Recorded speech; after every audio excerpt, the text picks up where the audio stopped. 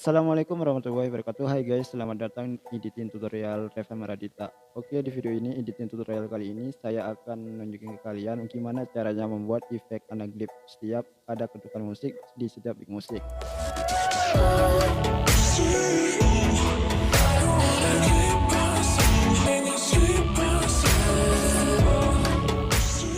Dan di sini aplikasi yang saya gunakan satu aplikasi saja, yaitu aplikasi Kinemaster. Kalian bisa download di Play Store atau bisa cek di link deskripsi di bawah video ini. Oke, gak usah lama-lama, langsung aja ke aplikasinya. Stop.